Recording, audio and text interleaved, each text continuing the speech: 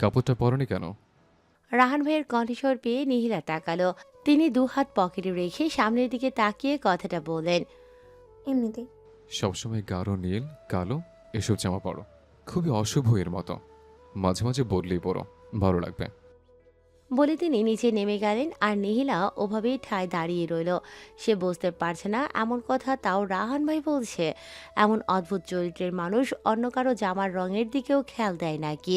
সে কি বুঝে নেমে যেতে পা বাড়াতে নিতেই থেমে গেল।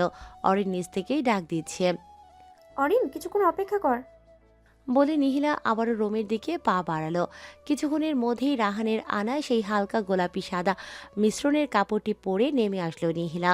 চেরি ব্লসম জাপানিরা অপেক্ষায় থাকেন এই বসন্তের জন্য, কারণ হাজারো চেরি ফুলের কুড়ি প্রস্ফুটনে আগমন ঘটিয়ে এ সময়। জাপানের বসন্তের প্রধান আকর্ষণ হলো চেরি ফুল। সাধারণত গোলাপি, সাদা ও লাল রঙের ফুলের প্রাধান্য বেশি দৃষ্টিগোচর হয় চেরিতে। এক বিচিত্র গড়নের পাপড়ি দেখা যায় ফুলগুলোতে। সেই সঙ্গে গাছে গাছে আনন্দে মেতে ওঠে পাখ পাখালি ও হরেক প্রজাতির রঙিন প্রজাপতি। এ সময় কোরিয়ার প্রতিটি প্রান্তে হয়ে ওঠে চেরি ফুলের স্বর্গরাজ্য। হাজার বছর ধরে এই ফুলকে নিয়ে কোরিয়ানরা রচনা করে চলেছেন চিত্রকর্ম, সাহিত্যকর্ম, গানসহ অনেক কিছুই। চেরি যেমন বসন্তের আগমনে গান শোনার তেমনই আগ্রহী চেরি ফুলের মাধুর্য কোরিয়ানদের চিন্তা চেতনা ও সৌন্দর্য বোধের যোগান দেয়। নিহিলা গাড়ি থেকে নেমে উৎফুল্ল হয়ে গেল। কি সুন্দর! এতদিন শুধু ভিডিও ও ছবিতে এসব দেখে মনের তৃষ্ণা মেটাতো, আর আজ পুরোপুরি সামনে। চারিদিকে মানুষের গিজগিজ করছে। এটি মূলত ব্লসম ফেস্টিভ্যাল হানামি নামে পরিচিত, যার অর্থ ফুল দেখা। এটি জাপানের একটি ঐতিহ্যের মতো হয়ে গিয়েছে।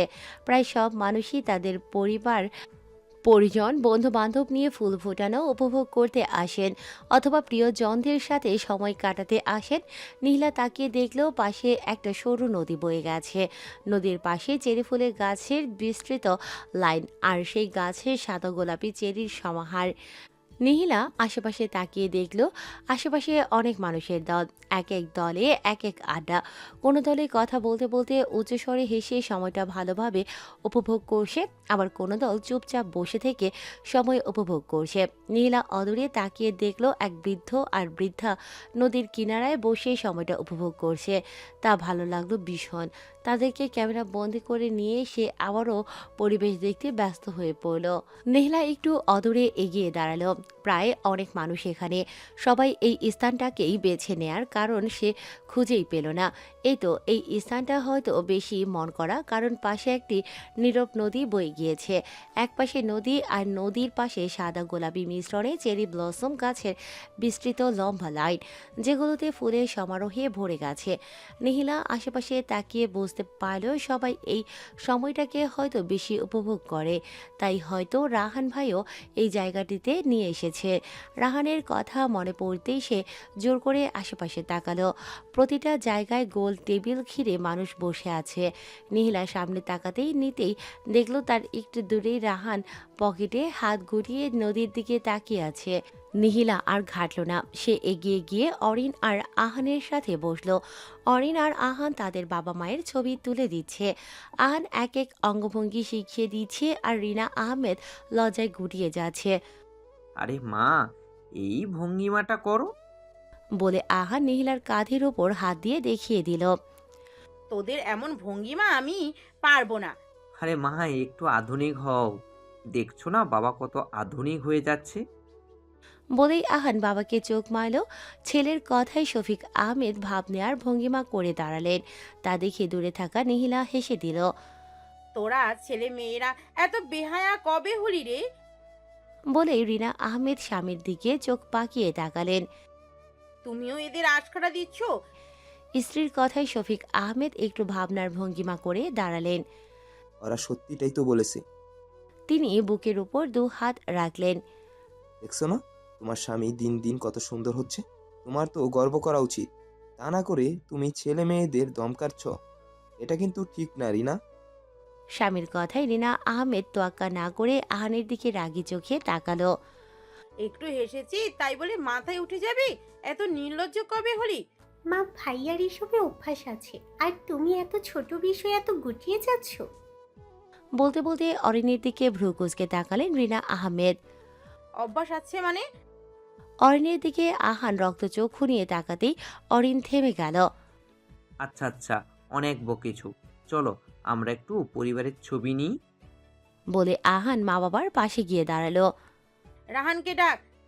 অরিন গিয়ে ভাইকে বলে আবারও ফিরে আসলো। ভাই কোনোদিনও ছবি তুলবে?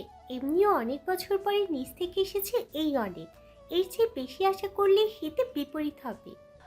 রিনা আহমেদ অরিনকে চুপ করিয়ে ডাক দিতেই রাহান আসলো। তোমরা তুলো, আমি ছবি তুলে দিই।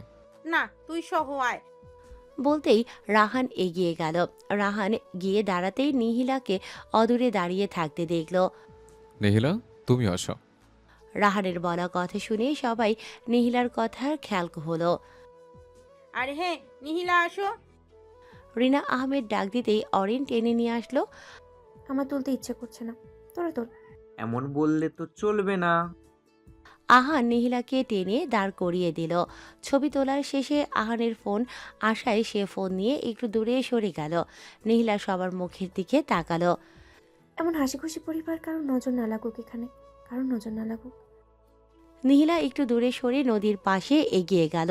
সে খেয়াল করলো তার জামাটার সাথে এই জায়গাটার বেশ মিল, মানে চেরি ব্লসম ফুলগুলো সাদা গোলাপি মিশ্রণে আর তার জামাটাও সাদা গোলাপি মিশ্রণে। মনে কিছু একটা ভাবনা আসতেই নিহিলা অদূরে দাঁড়িয়ে থাকা রাহানের দিকে তাকালো। এটাও কি কাকতালীয়? অদূরে অরিন তার আর তার বাবার একসঙ্গে উৎফুল্ল হয়ে দাঁড়িয়ে আছে। অরিন আর শফিক আহমেদ একসাথে দাঁড়ালো। রিনা আহমেদ ছবি তুলে দিচ্ছেন। পৃথিবীতে যে সুন্দর মুহূর্ত বোধহয় আর নেই, কিন্তু সে নিজেই এমন অভাগা যে মা বাবার এমন কোনো স্মৃতি সে দেখবে তো দূরের কথা, একসাথে ছোঁয়াও পেল না। নিহিলা একটু দূরে সরে দাঁড়ালো। তার চোখে পানি টলমলো করছে। মনে হচ্ছে যেন পলক ফেললেই টুপ করে ঝর্ণার মতো ঝরে পড়বে অশ্রুগুলো। তার চোখ ঝাপসা হয়ে এলো। মুছে ফেলো। পাশ থেকে রাহানের কণ্ঠস্বর পেতেই নিহিলা তাকালো। রাহান নদীর দিকে দৃষ্টি রেখে একটা সাদা হালকা নীলের সংমিশ্রণে রুমাল বাড়িয়ে দিল। নিহিলা দ্রুত পাশ ফিরে হাত দিয়ে চোখ মুছতে নিতেই তার কাছ থেকেই রুমালটা ধরল। নিহিলা চোখ মুছে দিল। সে তার হাতের মুঠোয় রুমালটা রেখে নদীর দিকে তাকালো। সে এই গম্ভীর মানুষটিকে চিনে উঠতে পারছে না। রুমালটা? নিহিলার এত খারাপ সময়ও কোথা থেকে যেন হাসি পেয়ে যাচ্ছে। সে ভেবেছিল মানুষটার রুমালটা আর নেবে না, কিন্তু পানি মোছার সাথে সাথেই রুমালটার জন্য হাত বাড়িয়ে দিয়েছে। নিহিলা আবারও ভাবলো আসলেই এমন অদ্ভুত মানুষ এখনো পৃথিবীতে আছে। নিহিলার আজ খুব ভোরে ঘুম ভেঙেছে।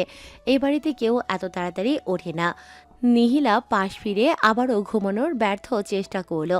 এখন আর ঘুম আসবে না জানে, তাই সে ওড়নাটা নিয়ে খাট থেকে উঠে দাঁড়ালো। অনেকদিন মন প্রাণ খুলে বাতাস নেওয়া হয় না ভেবেই সেই রুম থেকে বেরিয়ে এলো। সিঁড়ি দিয়ে নামতে যাবে তখনই মনে হলো রাহান ভাইয়ের রুমের দরজা খোলা, হালকা ফেরানো। নিহিলার ইচ্ছে হলো রাহান ভাইয়ের সাথে লাগোয়া বারান্দায় গিয়ে দাঁড়াতে, কিন্তু সেই প্রথমের দিনের ঘটনার পরে আর যায়নি। যদিও এখন রাহান ভাই কোমল হয়েছেন, তবুও নিহিলার আত্মসম্মান বাধা দিল। মানুষটা হাজার কোমল হলেও গম্ভীর রয়ে গেছে। নিহিলা দরজা খুলে নিচে বিশাল বাগানে চলে এলো। পায়ের জুতো একদিকে রেখে সে খালি পায়ে সবুজ ঘাসের উপর হাঁটা ধরল। এই বিশাল বাগানে কেউ সচরাচর আসে না বলতে নিহিলা কাউকে দেখিনি। হয়তো ফুপু আসে, তবে নিহিলা ছিল না বলে দেখতে পায়নি। ঘাসের উপর ক্ষুদ্র ক্ষুদ্র পানির কণাগুলো নিহিলার পায়ে লাগতেই অনুভূতিতে চোখ বন্ধ করে নিল। এই অনুভূতিটা অনেক সুখের। পায়ে ঘাসে শিশির কণাগুলোর ফলে শিশিরে অনুভব হচ্ছে। কতগুলো দিন এমন করে খালি পায়ে হাঁটা হয়নি। নিহিলা হালকা নীল আকাশের দিকে তাকাতেই হাঁটতে লাগলো। তার ভীষণ সুখ সুখ অনুভব হচ্ছে। ভোরের হালকা হালকা বাতাসও হচ্ছে। বাগানে অনেক ফুল ফুটে আছে। বাতাসের সাথেই সেগুলোর মিষ্টি ঘ্রাণ ভেসে আসছে। নিহিলার ঠান্ডা অনুভূতি হলো। সে ওনাটাকে দু হাতে ভালোভাবে গায়ের সাথে জড়িয়ে নিল। এখন নিজেকে কেন জানি মুক্ত পাখির মতো মনে হচ্ছে। নিহিলা চারদিকে তাকিয়ে নিজের মতো করে বাগান দেখবে ভেবেই পা বাড়ালো। সামনে কাটা, সাবধানে পা বাড়াও। চমকে আশেপাশে তাকালো। রাহান ভাইয়ের কণ্ঠস্বর না, রাহান ভাইয়ের কণ্ঠস্বর না, তবে কই? আশেপাশে তো দেখা যাচ্ছে না। নিজের ভুল শুনেছে ভেবে সামনে তাকাতেই দেখল সত্যি সত্যি একটা গোলাপের ডাল পড়ে আছে, যেটা অনেক পরিমাণ কাঁটাযুক্ত। সামনে পা বাড়ালেই আসলেই অনেক ক্ষত হতো। নিহিলা ডালটি হাত দিয়ে তুলে নিল, কি মনে করে উপরে তাকাতেই দেখলো রাহান ব্যালকনিতে দাঁড়িয়ে আছে। নিহিলা মনে মনেই খুশি হলো, মানুষটা আসলে নিজেকে যেমন উপস্থাপন করে তেমনটা মোটেও না। নিহিলা হেসে ধন্যবাদ দিতে যাবে তখনই রাহান ব্যালকনি থেকে প্রস্থান করলো। প্রতিবারের মতো নিহিলা আবারও বিড়বিড় করে বলে উঠল, অদ্ভুত, মানুষটা এমন অদ্ভুত কেন? নিহিলা ঘাসের উপর বসে পড়ল। দেখতে দেখতে মাঝে অনেকগুলো মাস কাটিয়ে দিয়েছে সে। অদ্ভুত হলেও এটাই সত্যি যে এখন আর একটুও কষ্ট হয় না নিহিলার। একদম নিজের মতো করে থাকছে। একটা উৎফুল্ল কাজ করে যে সাফাত ভাইয়ের প্রতি এখন আর সে আগের অনুভূতিটা হয়তো নেই। মানুষটাকে মাঝে মাঝে মনে পড়লে নিহিলা নিজেকে বেশ সংযত করে নিতে পারে। ইদানিং এখন আর মনে পড়ে না, হয়তো অত খারাপও লাগে না। উল্টো এখন ওই মানুষগুলোকেই তার আপন মনে হয়। আর মাত্র কয়েক মাস আছে, এরপরেই তার দেশে ফিরে যেতে হবে। একদিকে খুশি লাগছে এই ভেবে যে মা, বড় বাবা, রিহি এদের সাথে অনেকদিন পর মিলবে, কিন্তু অন্যদিকে এই পরিবারের জন্য খারাপ লাগছে। সে তো থাকতে পারবে না, মায়া জন্মে গেছে। ঘরের প্রতিটা মানুষ তাকে অনেক যত্ন করে, ছোট থেকে শুরু করে বড় পর্যন্ত সবাই তার ছোটখাটো বিষয়ে খেয়াল রাখে। এই তো, যেমন এই গম্ভীর মানুষটাও তাকে সামান্য কাটার আঁচ থেকে বাঁচিয়ে দিল। অথচ এমন কিছু সে অন্যদের থেকে আশা করলেও এই মানুষটার কাছ থেকে কোনোদিনও করেনি। পরক্ষণেই কি যেন মনে হতেই নিহিলা ভাবনাটা সরিয়ে দেওয়ার চেষ্টা করলো। এত এত ভাবার কি আছে, হয়তো মানুষটা ব্যালকনিতে দাঁড়িয়েছিল, কাটা দেখেছি বিধায় বলেছে। সে এই একই জায়গায় নিহিলা নিচে থাকলেও বলতো, কিন্তু তবুও বাঁচিয়েছে তো। সে এই পরিবারের সবার মায়া কিভাবে ছোটাবে ভাবতেই পারছে না। আরও কয়েকটা দিন কেটে গেল। শফিক আহমেদ নাস্তা শেষ করে অফিসের উদ্দেশ্যে বেরিয়ে পড়ল। রাহানও নাস্তা শেষ করে উঠে দাঁড়ালো। ট্রাউজার পরিহিত অবস্থায় রুমে না গিয়ে সদর দরজার দিকে অগ্রসর হতে রেখে রিনা আহমেদ ডাক দিলেন। রাহান বাবা, কই যাচ্ছিস? বাগানে একটু হাঁটবো। বলেই রাহান বেরিয়ে গেল। বড় ভাইয়ের কথা শুনে অরিন আর আহান অবাক হয়ে একজন অন্যজনের দিকে তাকালো। তাদের ভাই হয়তো বদলে যাচ্ছে, কারণ আজ পর্যন্ত রাহান কোনোদিনও বাগানে হাঁটাহাঁটি করেনি। রাহান অবসর সময়টা রোমেই কাটিয়ে দিত, কিন্তু ইদানিং বাগানে হাঁটাহাঁটি করে। আহান ভ্রু কুচকালো। কি ব্যাপার মা? রাহান ব্রোয়ের ইদানিং কর্মকাণ্ড তোমাকে ভাবাচ্ছে না? ছেলের কথা শুনে রিনা আহমেদ তাকালেন। বোঝাই যাচ্ছে তিনিও রাহানের যাওয়ার দিকে তাকিয়ে এটাই ভাবছিলেন, কিন্তু আহানকে প্রশ্রয় দেওয়া যাবে না। তিনি টেবিল থেকে নাস্তার প্লেটগুলো নিয়ে রান্নাঘরে যেতে যেতে বললেন, সব সময় একই থাকা লাগবে নাকি? সামনে বিয়ে দেওয়া লাগবে, তখন কি এমনই থাকতে পারবি নাকি? মায়ের কথা শুনে আহান অরিন নিহিলার দিকে তাকিয়ে হাসল। নিহিলা নিজের মতো করেই নাস্তা খাচ্ছে। মনে হচ্ছে এই মুহূর্তে খাবার ছাড়া বাইরে আর কোনো জিনিসের প্রতি তার আগ্রহ নেই। অরিন আহান দুজনেই খুশি হলো, তাই ভাই অন্তত একটু হলেও নিজের রুম ছেড়ে বের হতে শুরু করেছে। তার এই বদলে যাওয়ার মানে গম্ভীর খোলস ছেড়ে আস্তে আস্তে বের হওয়া। কিছুক্ষণ পরেই রাহানকে ফিরে আসতে দেখে ওরা গল্প বন্ধ করলো। তাকে খালি পায়ে খুঁড়িয়ে খুঁড়িয়ে হেঁটে ঢুকতে দেখে অরিন আহান এগিয়ে গেল। কি হয়েছে ভাইয়া, খালি পায়ে কেন?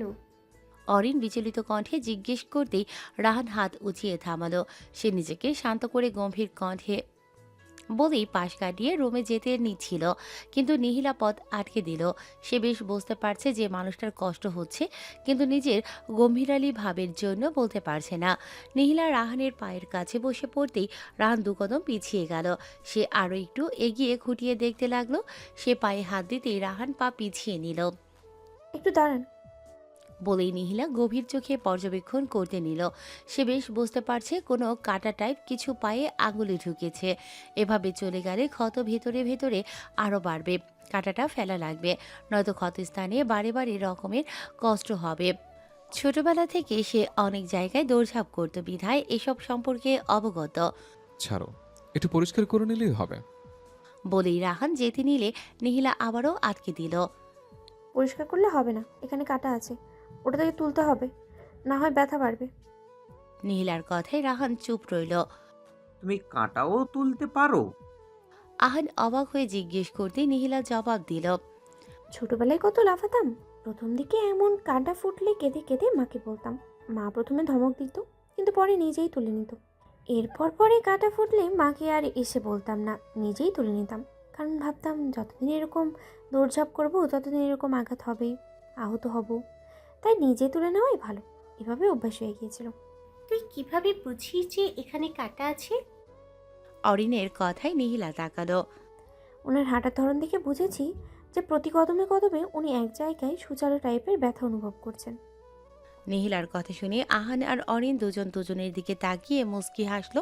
অরিন বলে উঠল, বাবা, তুই ভাইকে এত গভীরভাবে পর্যবেক্ষণ করেছিস? অরিনের কথায় আহান ভাবুক কণ্ঠে বলে উঠল, আসলেই, কই আমি হাঁটলে তো অত পর্যবেক্ষণ করো না। আহান অরিন রাহানের কণ্ঠস্বর পেতেই তারা চুপ হয়ে গেল। তারা তো ভুলেই গিয়েছিল যে এখানে তাদের ভাই দাঁড়িয়ে আছে। নীলা খুব সন্তর্পণে কাঁটাটা বের করে আনলো। কাঁটা বের করে আনতেই রক্ত চলে আসলো। নীলা অরিনকে টিস্যু আনতে পাঠালেই রাহান পকেট থেকে সেই সাদা নীল মিশ্রণের রুমালটা বের করে সেই জায়গা থেকে রক্ত মুছে নিল। নীলা রুমালটির দিকে তাকালো। নীলার তাকানো রাহান বুঝতে পেরে রুমালটা আবারও পকেটে রেখে রুমের দিকে পা বাড়ালো। নীলা উঠে দাঁড়ালো। দেখেছো, তোমাদের ভাই একটু কৃতজ্ঞতাও জ্ঞাপন করলো না। কি জানি, হয়তো পরে এর চেয়ে বেশি কিছু করে কৃতজ্ঞতা জ্ঞাপন করবে। বলেই আহান অরিন একজন অন্যজনের সাথে মিলিয়ে হাসতে লাগলো। নিহিলা ভ্রু কুচকে তাকাতেই চুপ হয়ে গেল। সাফাতকে আমান শেখ তলব করেছেন। রিহি এসে তা জানতেই সাফাত রুম থেকে বেরিয়ে গেল। মিলি এতক্ষণ নিজের মতো করে মোবাইল দেখছিল, কিন্তু রিহির কথা শুনে মনে হলো অনেক জরুরি কিছু জানাবেন। তাই সেও সাফাতের পেছনে নিল। সাফাত দাঁড়িয়ে আছে। সে ভাবছে কি বলতে পারে তার বাবা। রাতে তো সবাইকে একসাথে এভাবে ডাকে না। ব্যবসা সংক্রান্ত কোনো কথা থাকলে এভাবে পরিবারের সবাইকে রাখে না। তাহলে কি পারিবারিক কিছুই জানাবেন? বাবা, আমান শেখ মাথা নিচু করে বসেছিলেন। সাফাত একটু এগিয়ে ডাকতেই তিনি চোখ তুলে তাকালেন। ডেকেছো যে? তোর বউ কই? আমান শেখ এদিক ওদিক তাকাতেই সিঁড়ির কাছে মিলিকে দাঁড়িয়ে থাকতে দেখে মুচকি হাসলেন। এদিকে আসো মা, ওখানে দাঁড়িয়ে আছো কেন? মিলিকে নিয়ে বাবার এমন আদিক্ষেতা সাফাতের সহ্য হলো না। মেয়েটাকে সে এখন সহ্য করতে পারে না। পরিবারকে আগ বাড়িয়ে কিছু বলতেও পারছে না, কারণ অন্তত আরও কয়েক মাস সহ্য করা লাগবে। নয়তো পরিবারে তার জায়গাটা সে একেবারের জন্য হারাবে। না পারছে এদিকে যেতে আর না পারছে ওদিকে যেতে। সাফাত, জি বাবা। সাফাত এগিয়ে এলো। আমান শেখকে আজ এলোমেলো লাগছে। লাগবেই না কেন? একটা মাত্র ছেলের সম্পর্কে এমন সিদ্ধান্ত নিতে তার গা কাঁপছে। কিন্তু ছেলেরও একটা নিজস্ব পরিবার আছে, তাই না চাইতো এই সিদ্ধান্তটা নিতে হলো। তুমি তোমার বউকে নিয়ে ঢাকায় চলে যাও, ওখানে আলাদা করে সংসার করো। সাফাত থমকালো। তার দৃষ্টি এলোমেলো। বাবা কি বলছে এইসব? সাফাত, বাবা, এসবের মানে কি? আমি তোমাদের সারা থাকার কথা কোনোদিনও মাথায় আনিনি। বলেই আবারও অনুনয় সুরে বলে উঠল, বাবা, এমন করো না প্লিজ। আমি তো করছি না। চেয়েছিলাম আমরা ছেলে সহ একসাথে থাকবো, কিন্তু তুই বিয়ে করেছিস। এখন আমাদের চেয়ে ওই পরিবারটা তোর উপরেই থাকবে। বলেই তিনি মিলের দিকে তাকালেন। তুমি এটাই চাচ্ছ তো? মিলি তাকালো। এই বৃদ্ধ কেমনে তার পরিকল্পনা বুঝে নিল। পরক্ষণেই মিলির ভাবনা আসলো, যা হয়েছে ঠিকই হয়েছে। এখন এত কিছু ভাবতে হবে না, তার পরিকল্পনা তো পূর্ণ হয়েছে। বাবা, ওর চাওয়াতে কি আসা যায়? সাফাত, তুমি বিয়ে করেছো, সেই অনুযায়ী মেয়ের সব কিছু খেয়াল রাখার দায়িত্ব তোমার। তোমার স্ত্রী তো আমাদের থেকে আলাদা হতে চাচ্ছে। বাবা, ভুল করে আমি বলে ফেলেছি। এটাই যদি করো তবে আমার সর্বোচ্চ শাস্তি হবে। তোমার স্ত্রী তো তাই চায়। আমি তো চাই না।